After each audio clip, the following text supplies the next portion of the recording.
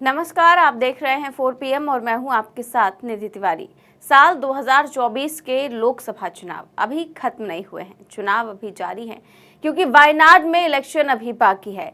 वायनाड जो साल 2019 के चुनाव में भी खूब चर्चा में रहा और 2024 के चुनाव में भी, और अभी भी चर्चा में है क्योंकि अब घोषणा हो गई है कि वायनाड से प्रियंका गांधी चुनाव लड़ेंगी। प्रियंका गांधी जिनके चुनावी राजनीति शुरू होने का इंतजार कांग्रेसी बहुत दिनों से कर रहे थे। देश में भी लोग चर्चा करते थे कि प्रियंका क्या केवल कैंपेन ही करती रहेंगी या फिर चुनाव भी लड़ेंगी, और अब आखिरकार तय हो गया है कि राहुल गांधी वायनाड सीट छोड़ेंगे और वहां से प्रियंका गांधी चुनाव लड़ेंगी।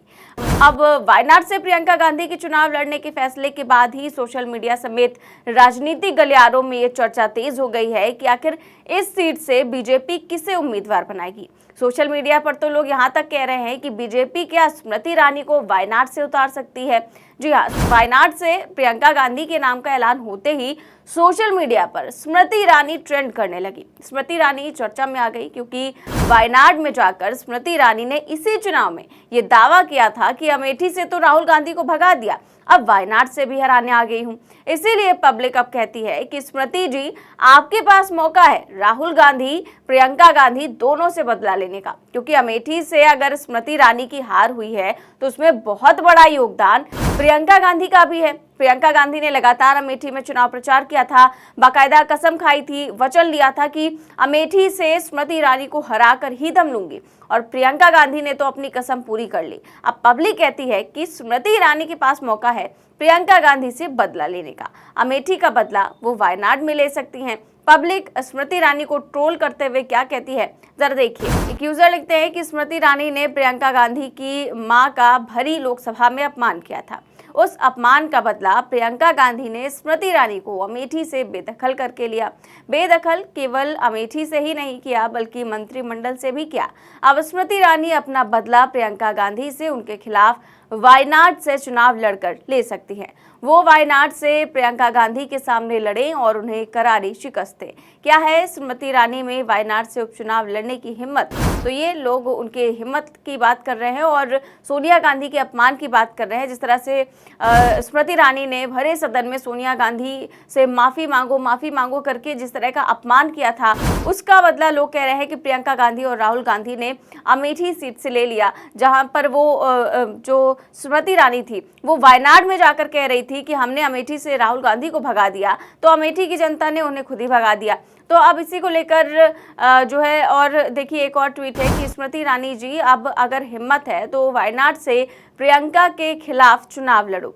जो ये मैच देखना चाहते हैं वो रिट्वीट करें। तो ये लोग मज़े ले रहे हैं कि ये मैच जो देखना चाहते हैं वो इस तरह से जो है लगातार ट्वीट किया जा रहा है, क्योंकि 2019 में जो राहुल गांधी को उन्होंने हराया वो बात उनके सिर पर चढ़ गई। लगातार 5 साल से राहुल गांधी को वो ट्रोल करती रहीं और शायद इसीलिए इसी घमंड को देखते हुए अमेठी की पब्लिक ने इस बार सबक सिखा दिया और कांग्रेस के एक कार्यकर्ता से वो चुनाव हार गई, जिनको वो कह रही थी कि वो सोनिया गांधी के मैनेजर हैं, कांग्रेस के नौकर हैं और पता नहीं क्या क्या चीज़ें कहकर आई थी, और उनसे वो चुनाव हार गई, वो भी 1.5 लाख वोटों से।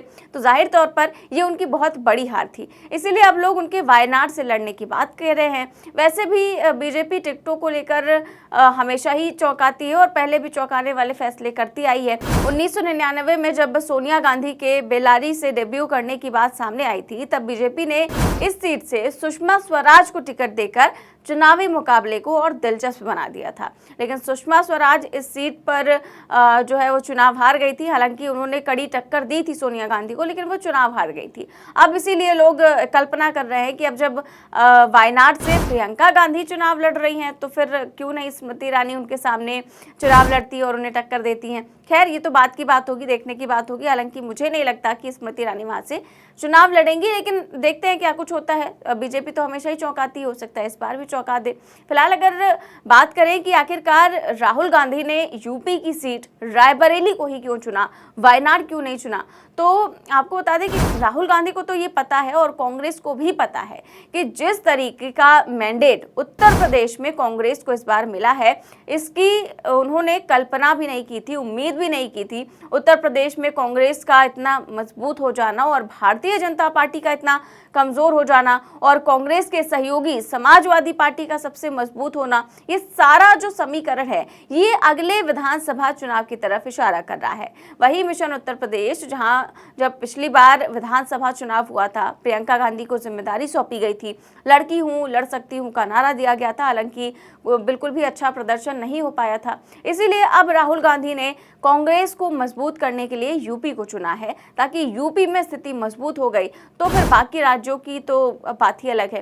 वहीं राहुल गांधी ने यूपी वाली सीट नहीं छोड़ी, रायबरेली वाली सीट अपने पास रखी है, क्योंकि सोनिया गांधी ने रायबरेली के लोगों से कहा था कि अपना बेटा आपको सौंप रही हूं, आप लोग जो है ध्यान रखिएगा, और इसलिए भी और राहुल गांधी पूरी ताकत के साथ यूपी पर फोकस करना चाहते हैं और अगले चुनाव की तैयारी कर रहे हैं। अभी से वो मिशन में लग गए हैं कि अब यूपी पर फोकस करना है और अगले विधानसभा चुनाव में अच्छा प्रदर्शन करना है। ऐसे में राहुल गांधी इधर यूपी देखेंगे और प्रियंका केरल में, दक्षिण के और भी राज्यों में कांग्रेस को और मजबूत करने का काम करेंगी। और प्रियंका पर जो पार्ट टाइम पॉलिटिक्स वाले जो दाग हैं वो भी अब साफ हो जाएंगे।